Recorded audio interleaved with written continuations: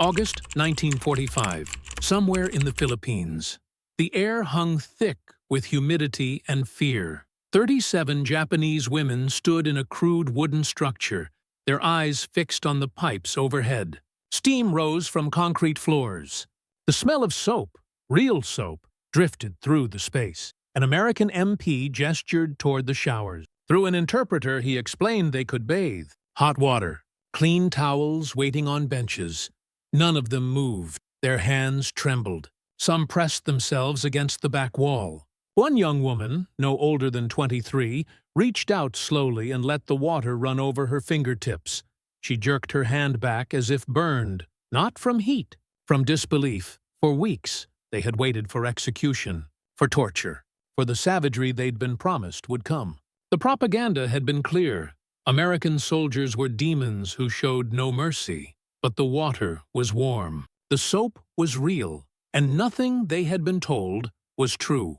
To understand the shock in that moment, you must first understand what these women had been taught to believe. Since the late 1930s, the Japanese government had constructed an elaborate narrative about the Western powers. Through newspapers, radio broadcasts, school curricula, and community meetings, citizens learned that Americans and Europeans were cruel, racially inferior, and driven by a desire to dominate and humiliate Asia. The Ministry of War's propaganda division worked tirelessly. Posters depicted Allied soldiers as monsters with exaggerated features. Newsreels showed carefully edited footage of Western imperialism in China and Southeast Asia. Teachers told children that capture meant dishonor worse than death. For women specifically, the messaging was even darker. They were told that American troops routinely violated captured women before killing them, that Allied forces showed no respect for gender, age, or civilian status. Stories circulated, some fabricated, others distorted from isolated incidents, of mass atrocities in occupied territories. This wasn't accidental. It served a strategic purpose. By 1944, Japan's military situation had grown desperate. Island after island fell to Allied advances. Saipan, Guam, Peleliu, each captured territory brought American forces closer to the home islands. Japanese commanders needed civilians to resist, to fight, to choose death over surrender. Fear became a weapon turned inward. Japanese women on these islands weren't just civilians. Many had been mobilized into the war effort. Some worked in field hospitals. Others prepared food, washed uniforms, or managed supply depots. Thousands more were comfort women, a sanitized term for those forced or coerced into sexual slavery for Japanese troops. These women existed in a brutal hierarchy. Japanese military culture treated its own people with casual cruelty. Soldiers faced beatings for minor infractions. Comfort women endured systematic abuse. The concept of human dignity had been beaten out of military practice years before. And if this was how Japan treated its own people, what would the enemy do? The logic seemed inescapable. What? These women didn't know. What they couldn't know was how drastically different the Allied approach actually was. The United States military operated under the Geneva Convention guidelines, even when facing an enemy that largely ignored them. American forces had been briefed extensively on proper treatment of prisoners and civilians. Field manuals outlined clear protocols: medical care, adequate food, sanitation, and protection from abuse. This wasn't purely humanitarian. It was strategic.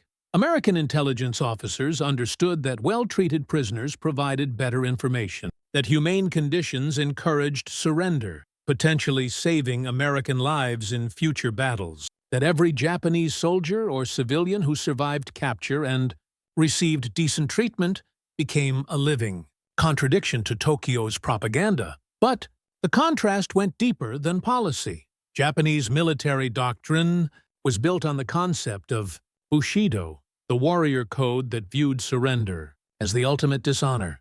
Captured Japanese soldiers had failed their emperor, their families, their ancestors. Death was preferable.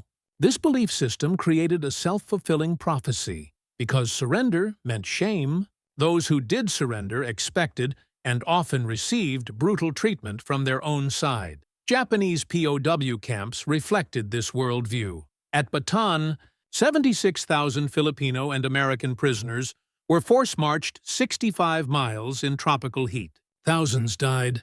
Guards bayoneted those who fell. At Changi Prison in Singapore, Allied POWs survived on starvation rations while building the Burma Railway. In Mukden, Manchuria, Unit 731 conducted medical experiments on living prisoners. These weren't isolated incidents.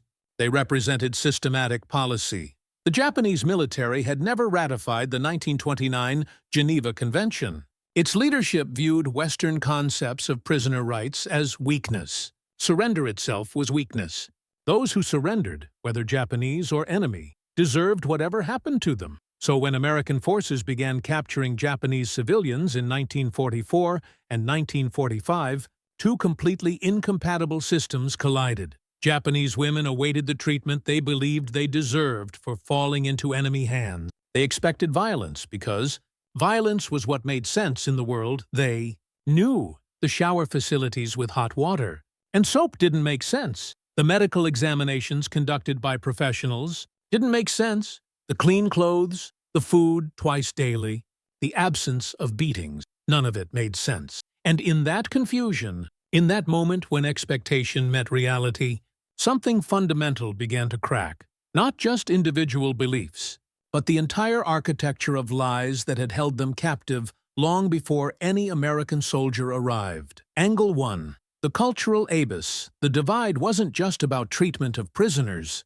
It was about fundamentally different concepts of what it meant to be human. In Japanese military culture, the individual existed only as part of the collective. Personal survival meant nothing against the needs of the nation and emperor. Women were taught from childhood that their value lay in service to family, to community, to Japan itself. Captured women had failed in that service. They had allowed themselves to fall into enemy hands rather than choosing honorable death. This created a psychological trap. Many Japanese civilians on captured islands committed suicide rather than face Allied troops. On Saipan in July 1944, hundreds of Japanese civilians jumped from cliffs, while American soldiers below shouted for them to stop, pleading in Japanese through interpreters. Mothers threw their children into the sea before jumping themselves. They truly believed death was preferable to what awaited them. Western military doctrine operated from an entirely different foundation. American soldiers were trained to see prisoners as human beings who had rights under international law. The concept of innocent civilian carried weight. Women, children, and non-combatants received special protection. When Japanese women encountered this reality, the cognitive dissonance was overwhelming. Hot water for showers wasn't just a luxury. It was a statement about their worth as human beings. It said, "You deserve basic dignity. You deserve cleanliness. You deserve to be treated as people, not as objects of contempt." This was revolutionary. Tankingle Chatinhole. 2. The propaganda machine Tokyo. His propaganda apparatus had spent years building specific narratives about American brutality. Radio broadcasts described alleged massacres of Japanese civilians on captured islands. Newspapers printed fabricated testimonies from survivors who'd witnessed American atrocities. School programs included detailed warnings about what capture would mean, especially for women. The messaging was explicit and relentless. Propaganda leaflet distributed on Okinawa in 1945 told civilians that American Marines would rape every woman they found, then execute them publicly. Another claimed that Allied forces fed prisoners contaminated food to spread disease. A radio broadcast from Tokyo described Americans as beasts in human form who took pleasure in torturing captives. These weren't presented as possibilities. They were stated as facts. Japanese military officials reinforced these messages through their own behavior. Officers told comfort women that if Americans captured them, they would experience treatment far worse than anything Japanese soldiers had done. Commanders distributed cyanide capsules to civilians, instructing them on proper use when capture became inevitable. The goal was simple: make surrender psychologically impossible. If civilians believed capture meant torture and death anyway, they would fight to the last. They would destroy supplies rather than let them fall into enemy hands. They would sacrifice themselves in ways that might slow the American advance, even slightly. But propaganda only works if it can't be disproven. Angle 3. Allied policy as psychological warfare American. Military leadership understood something crucial. Every humanely treated prisoner was a weapon against Japanese propaganda. The policy came from the top. General Douglas MacArthur issued explicit orders regarding treatment of Japanese civilians and POWs. Field commanders received clear directives: provide medical care, adequate rations, and protection from harm. Courts-martial awaited anyone who violated these standards. This wasn't sentimentality. It was calculated. Intelligence officers discovered that Japanese prisoners, once they realized they wouldn't be executed, often became cooperative sources of information.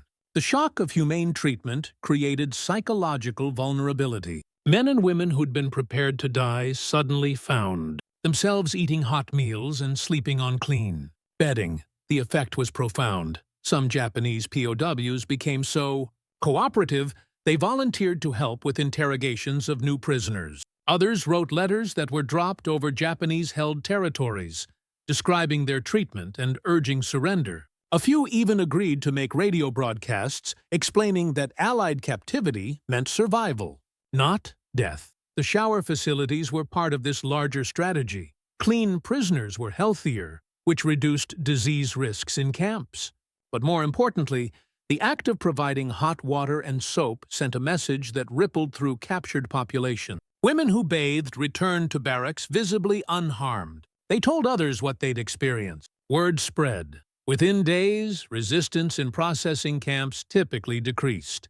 Within weeks, intelligence officers reported increased cooperation and voluntary information sharing. The Japanese military had weaponized fear. The Allies weaponized decency. Angle 4. The mirror of civilization. The contrast between Japanese and Allied POW camps revealed something deeper than military doctrine. It exposed the consequences of fundamentally different moral frameworks.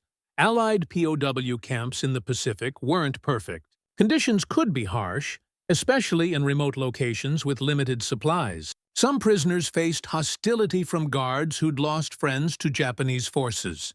Mistakes happened. Abuses occurred, but they were exceptions, not policy.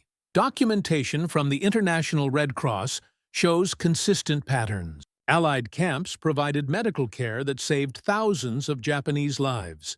Food rations, while sometimes limited by wartime scarcity, met minimum nutritional standards. Prisoners could send and receive mail. They had access to basic sanitation. Japanese camps operated under no such constraints. At Cabanatuan in the Philippines, American POWs survived on handfuls of rice and occasional vegetable scraps. Medical care consisted of whatever captured doctors could improvise without supplies or equipment. Beatings were routine. Executions were casual. The Burma railway construction killed roughly 90,000 laborers and 16,000 Allied POWs. Guards worked prisoners until they collapsed, then worked them more. Disease swept through camps unchecked. Bodies were left where they fell. This wasn't the chaos of war. This was systematic dehumanization. When Japanese women encountered Allied treatment, they weren't just experiencing better conditions. They were witnessing the practical application of a worldview that recognized human dignity as universal, not conditional. Hot water became symbolic. It represented the difference between a system that valued human life and one that had discarded it. Between a culture that saw prisoners as people temporarily under guard and one that saw them as objects that had forfeited their right to exist. The women standing in those shower facilities weren't just getting clean. They were crossing from one moral universe into the moment came. Quietly. No dramatic announcement. No ceremony. Just an American sergeant pointing toward the shower block and a Nisei interpreter speaking careful Japanese. You will bathe now. The water is hot. There is soap. Take your time. The women didn't move. They stood in a tight cluster, 37 pairs of eyes watching for the trap they knew must be coming. Several had been standing for hours in the August heat, their clothes stiff with sweat and dirt from days in hiding before capture. The interpreter tried again. He was a Japanese-American from California, drafted into military intelligence. His Japanese carried an accent that marked him as foreign-born, but the words were clear enough. "You are safe here. No one will hurt you. Please, go ahead." Still nothing. An older woman near the front, perhaps 40, her hair streaked with premature gray, finally spoke. Her voice cracked with dehydration and fear. "After we bathe, what happens to us?" The interpreter glanced at the sergeant, who nodded. "You'll receive clean clothes, then a medical examination to make sure you're healthy, then food and a place to sleep, and then you rest." "That's all?" The woman's face twisted with confusion. She looked back at the others, searching for consensus that wouldn't come. Several younger women had begun crying silently, tears cutting tracks through dust on their cheeks. "We don't understand," the older woman said. "Why would you waste resources on us?" The interpreter hesitated. This question went beyond language. It revealed the depth of incomprehension between two worlds. "Because that's how prisoners are treated," he said finally. According to international law, the concept meant nothing to them. International law, treaties signed by nations that weren't Japan, rules that governed behavior toward enemies who'd surrendered. Surrender itself remained incomprehensible. The sergeant made a decision. He walked past the women toward the showers and turned on one of the faucets. Hot water hissed against concrete. Steam billowed up. He put his hand under the stream, then held up his palm to show them. "See? Just water. Nothing hidden, nothing dangerous." He stepped back and gestured again. The young woman who'd touched the water earlier moved first.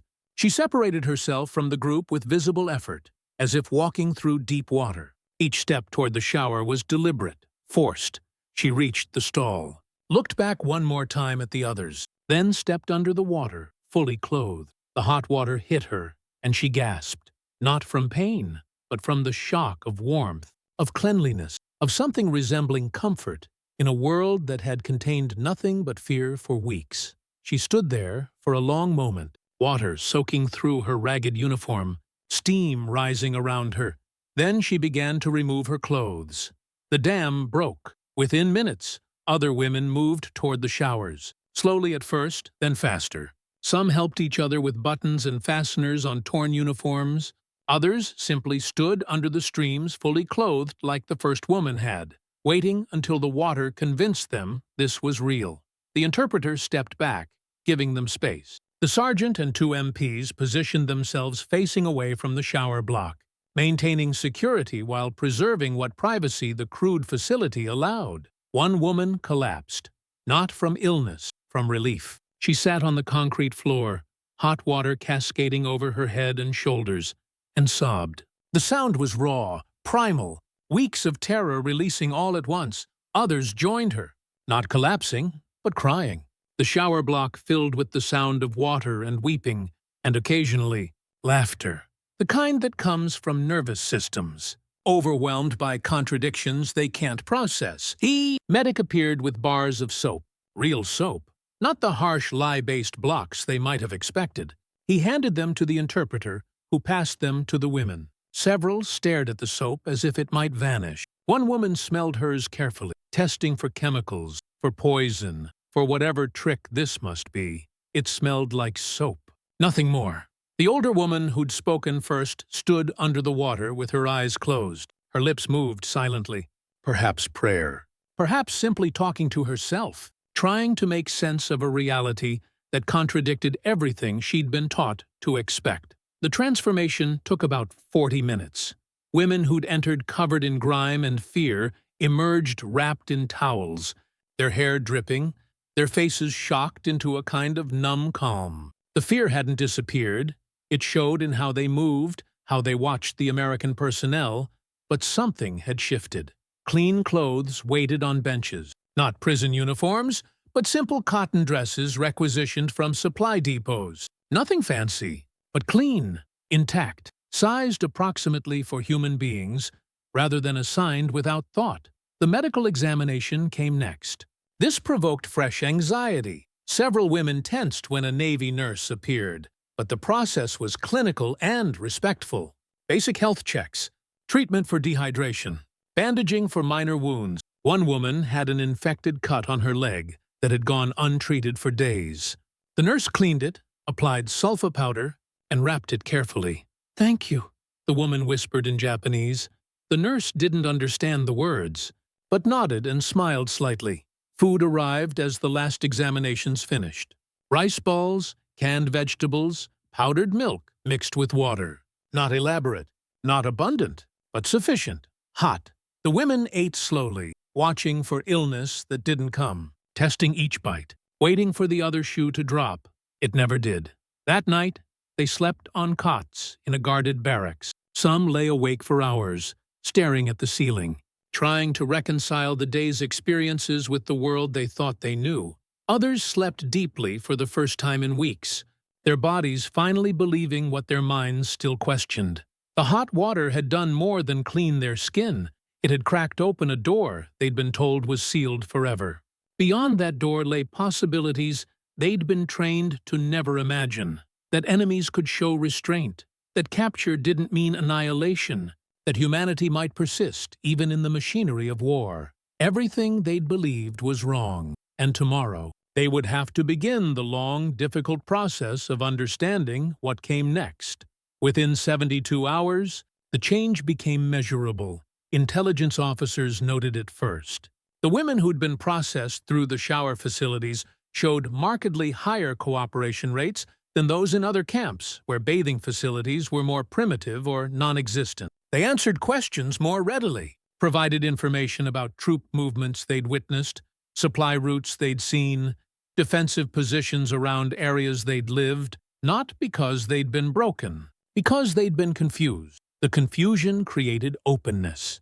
When reality contradicted expectations so completely, the entire framework of belief became suspect. If Americans didn't torture prisoners, what else had been lies? If hot water and soap were provided freely, what else might be true that contradicted Tokyo's version of events? One woman, a former school teacher from Okinawa, spent 3 hours with an interpreter explaining the propaganda she'd heard over the past 2 years. She detailed specific radio broadcasts, newspaper articles, posters in her village. She described what children were taught about Americans in mandatory youth programs.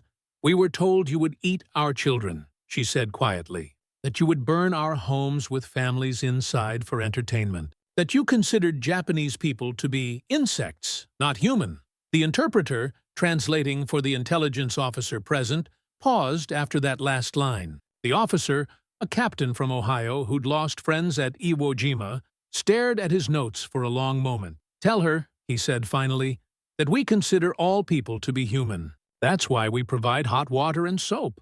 The simplicity of it seemed to strike her. She nodded slowly, processing. Other women began requesting to write letters. Not propaganda letters, voluntary messages to family members or friends still in Japanese-held territories. The content was carefully monitored, but the theme remained consistent. They were alive. They were being treated acceptably. Surrender did not mean death. Some letters reached their destinations. Others were used in psychological operations, dropped over areas where civilian populations might be encountered, or broadcast via captured radio equipment. The impact was impossible to quantify precisely, but intelligence reports from subsequent operations showed patterns. Civilian resistance decreased in areas where information about prisoner treatment had circulated. Surrender rates increased marginally. Japanese soldiers captured in later battles sometimes mentioned hearing rumors that contradicted official propaganda. Hot water had become intelligence currency. The documentation continued long after the war. Ended the occupation forces in Japan. Conducted extensive interviews with repatriated prisoners and civilians who'd been in Allied custody. The testimonies revealed patterns. Nearly all expressed initial terror. Nearly all described shock at basic humane treatment. And many, though not all, acknowledged that the experience had fundamentally altered their understanding of the war. One diary, recovered from a woman who'd been captured in the Philippines, contained a striking entry dated 3 days after her first shower. "I believed I would die. I wanted to die before they could dishonor me. But they gave us hot water. They gave us soap and clean clothes. They treated us like we were still people. I don't know what this means. I don't know what to believe anymore. The war crimes trials at Tokyo added another dimension. Evidence presented included detailed comparisons between Allied and Japanese POW camps. Mortality rates told the story starkly. Roughly 27% of Allied prisoners in Japanese custody died. Less than 4% of Japanese prisoners in Allied custody died, and many of those deaths came from wounds sustained before capture or from disease, outbreaks that affected guards and prisoners. Equally, the shower facilities appeared in testimony, not as central evidence but as illustrative detail. Defense attorneys for accused Japanese officers sometimes pointed to such examples, arguing that their clients hadn't understood they were violating international norms because those norms hadn't existed in their cultural framework. The argument failed legally, but it captured something true psychologically. Two systems had collided, one built on the erasure of individual worth in service to the collective, one built on the preservation of human dignity even in captivity.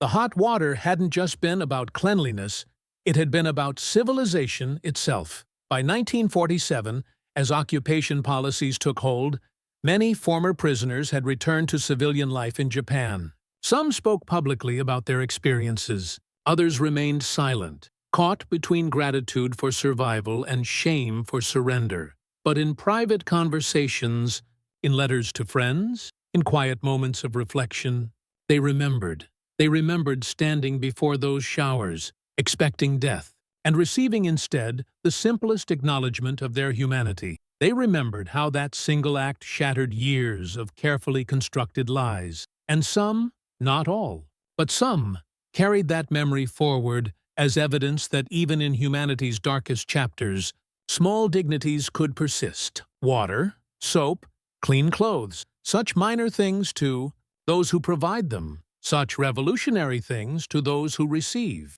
them. The story of those 37 women stands as something more than a footnote in the vast machinery of World War II.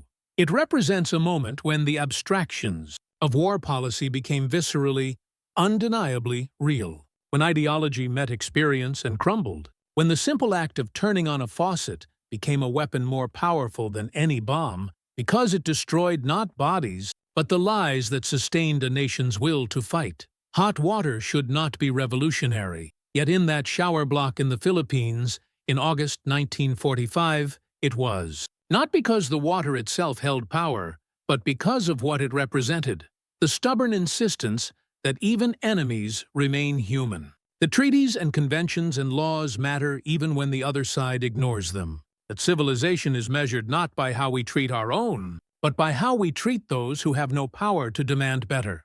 The women who stood trembling before those showers carried with them the weight of an empire's propaganda. They had been taught that their worth was conditional, that their lives meant nothing except in service, that capture meant the end of dignity and the beginning of horror. The hot water told them something different. It whispered that they had been lied to, that humanity could persist even in the furnace of total war, that the enemy they'd been taught to fear as monsters were, in the end, simply people who'd decided that some lines should not be crossed. Years later, historians would debate Pacific strategy, island campaigns, atomic weapons, and unconditional surrender. They would argue about who was right, who was wrong, who bore responsibility for the carnage. But in that moment, standing under streams of warm water with soap in their hands, those women learned a simpler truth, that even in war, even between bitter enemies, even at the edge of annihilation, dignity remains a choice, and those who choose to preserve it carry forward something more enduring than victory. They carry forward proof that we are more than the wars we fight.